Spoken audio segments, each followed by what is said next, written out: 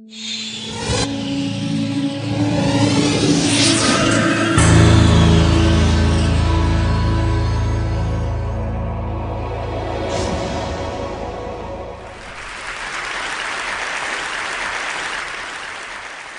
was here 4 years ago, and I remember at the time that the talks weren't put online. I think they were given to TEDsters in a box set of DVDs, which they put on their shelves where they are now. And actually, Chris called me a week after I'd given my talk and said, "We're going to start putting them online. Could we put yours online?" I said, "Sure." And 4 years later, as I said, it's been seen by it's been downloaded 4 million times. So I suppose you could multiply that by 20 or something to get the number of people who've seen it. And as Chris says, there is a hunger for videos of me. You know.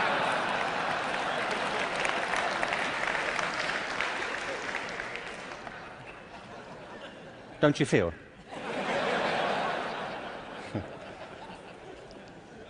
So this whole event has been an elaborate build-up to me doing another one for you, so here it is. Al Gore spoke at the TED conference I spoke at 4 years ago and talked about the climate crisis, and I referenced that at the end of my last talk. So I want to pick up from there, because I only had 18 minutes, frankly. And so as I was saying,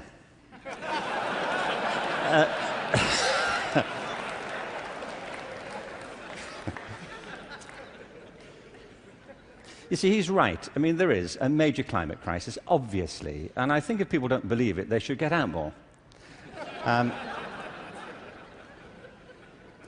But I believe there's a second climate crisis, which is as severe, which has the same origins, and that we have to deal with the same urgency.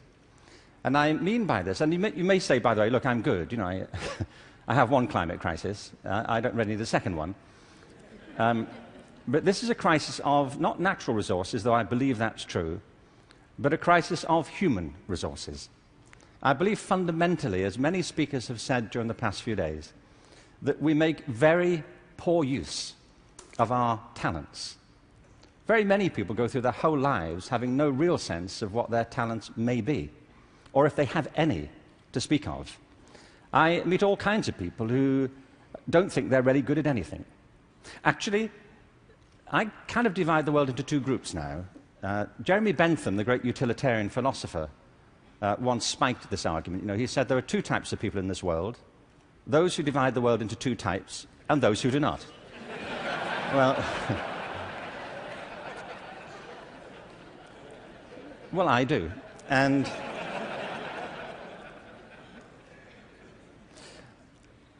I meet all kinds of people who don't enjoy what they do. They simply go through their lives getting on with it. They get no great pleasure from what they do. They endure it rather than enjoy it and wait for the weekend. But I also meet people who love what they do and couldn't imagine doing anything else. If you said to them, "Don't do this anymore," they'd wonder what you were talking about. Because it isn't what they do, it's who they are. They say, "But this is me. You know, it would be foolish for me to abandon this because it speaks to my most authentic self." And it's not true of enough people. In fact, on the contrary, I think it's still true of a minority of people. And I think there are many possible explanations for it, and high among them is education. Because education, in a way, dislocates very many people from their natural talents. And human resources are like natural resources. They're often buried deep. You have to go looking for them. They're not just lying around on the surface. You have to create the circumstances where they show themselves. And you might imagine education would be the way that happens, but too often it's not. Every education system in the world is being reformed at the moment, and it's not enough. Reform is no use anymore, because that's simply improving a broken model. What we need, and the word's been used many times during the course of the past few days, is not evolution, but a revolution in education. This has to be transformed into something else.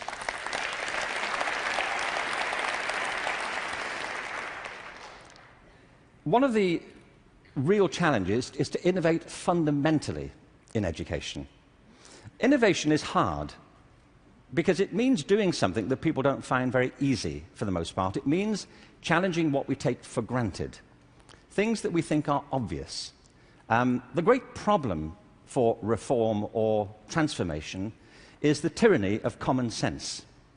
Things that people think, well, they can't be done any other way because that's the way it's done. I came across a great quote recently from Abraham Lincoln, who I thought you'd be pleased to have quoted at this point. He said this in December 1862 to the second annual meeting of Congress. I ought to explain that I have no idea what was happening at the time. We don't teach American history in Britain. We suppress it. You know, this is our policy, so... So no doubt something fascinating was happening in December 1862, which the Americans among us will be aware of. But he said this: the dogmas of the quiet past are inadequate to the stormy present. The occasion is piled high with difficulty, and we must rise with the occasion. I love that. Not rise to it, rise with it. As our case is new, so we must think anew and act anew. We must disenthrall ourselves, and then we shall save our country. I love that word, disenthrall. You know what he means? That there are ideas that all of us are enthralled to, which we simply take for granted as the natural order of things, the way things are. And many of our ideas have been formed not to meet the circumstances of this century, but to cope with the circumstances of previous centuries. But our minds are still hypnotized by them. And we have to disenthrall ourselves of some of them. Now, doing this is easier said than done. It's very hard to know, by the way, what it is you take for granted. And the reason is that you take it for granted. So let me ask you something you may take for granted. How many of you here are over the age of 25?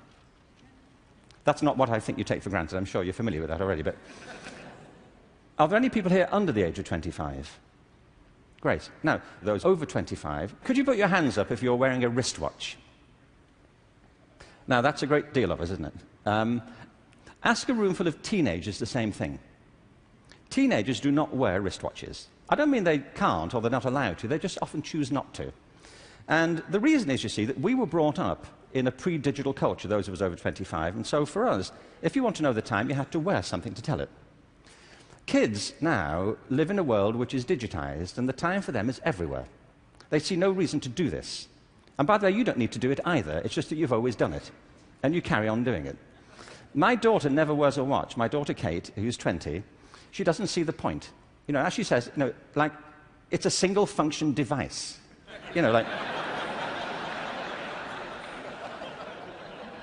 Like, how lame is that? You know, and I say, no, it tells the date as well. You know, it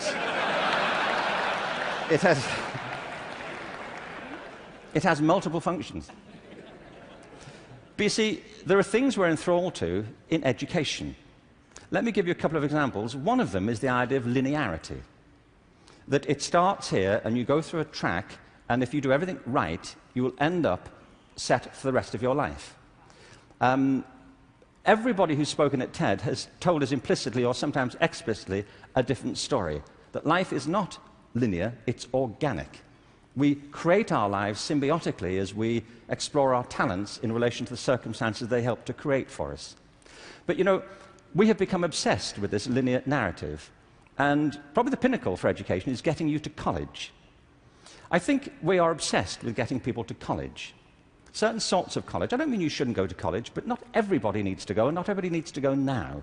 Maybe they go later, not right away. I was up in San Francisco a while ago doing a book signing.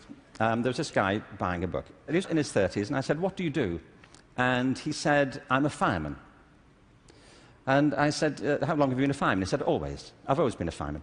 And I said, "Well, when did you decide?" He said, "As a kid." He said, "Actually, it was a problem for me at school, because at school, everybody wanted to be a fireman."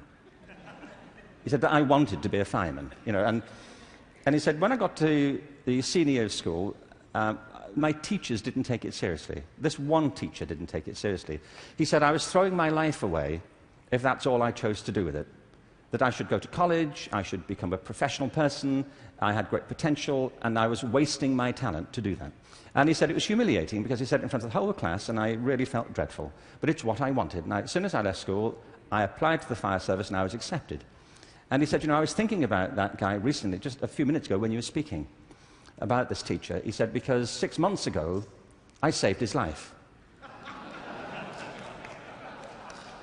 He said he was in a car wreck, and I pulled him out, gave him CPR, and I saved his wife's life as well. He said, I think he thinks better of me now.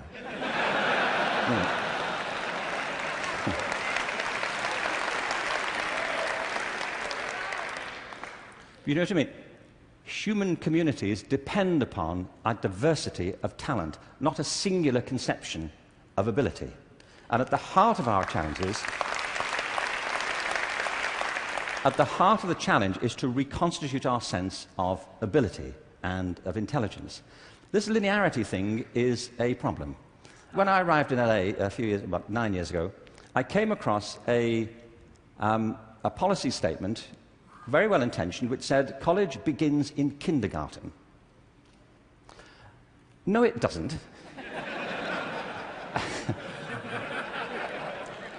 It doesn't. If we had time, I could go into this, but we don't. Kindergarten begins in kindergarten.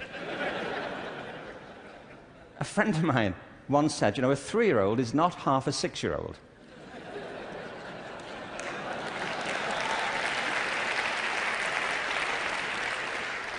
They're 3. But as we just heard in this last session, there is such competition now to get into kindergarten, to get to the right kindergarten, that people are being interviewed for it at 3. Kids sitting in front of unimpressed panels, with their resumes. Flicking through it, saying, what, this is it?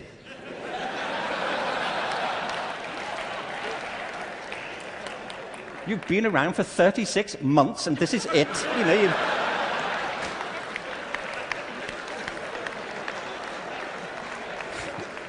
You've achieved nothing.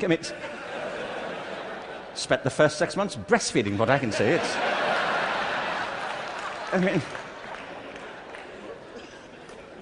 It's outrageous as a conception, but it tracks through. The other big issue is conformity. We have built our education systems on the model of fast food. This is something Jamie Oliver talked about the other day. There are 2 models of quality assurance in catering. One is fast food, where everything is standardized. The other are things like Zagat and Michelin restaurants, where everything is not standardized. They're customized to local circumstances. And we have sold ourselves into a fast food model of education. And it's impoverishing our spirits and our energies as much as fast food is depleting our physical bodies.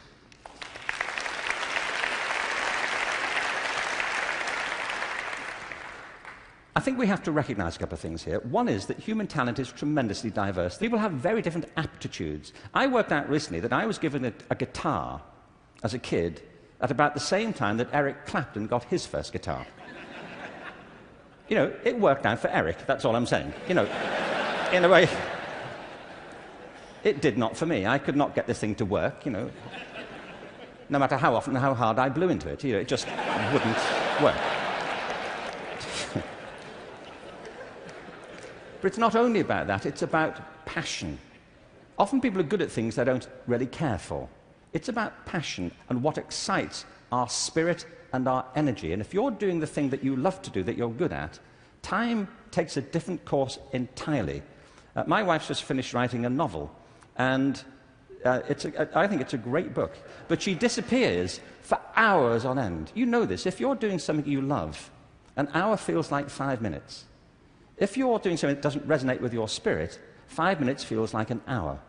And the reason so many people are opting out of education is because it doesn't feed their spirit. It doesn't feed their energy or their passion.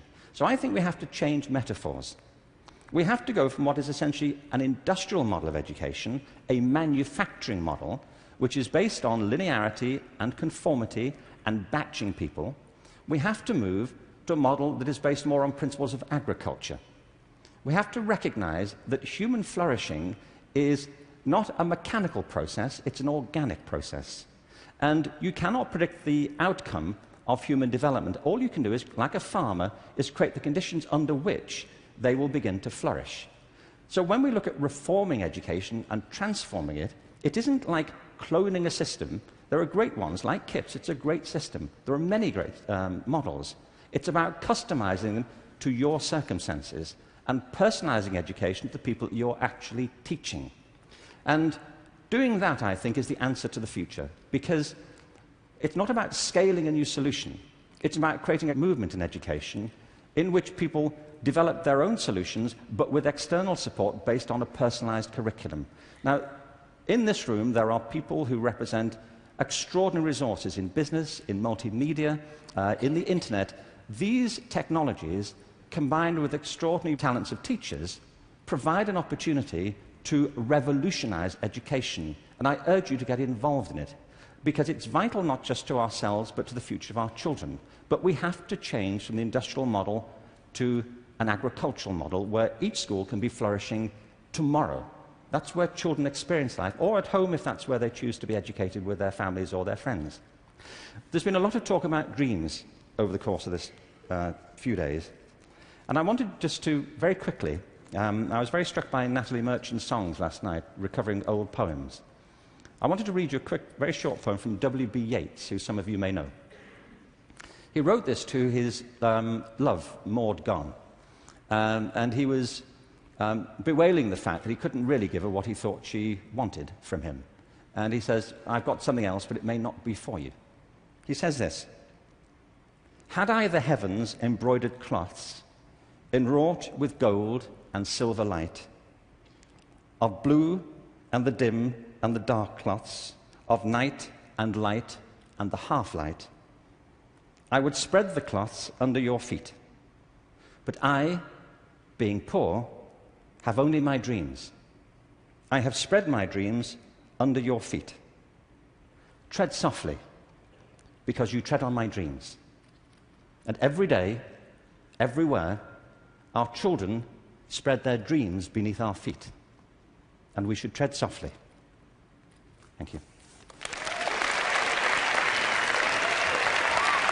Thank you very much. Thank you very much.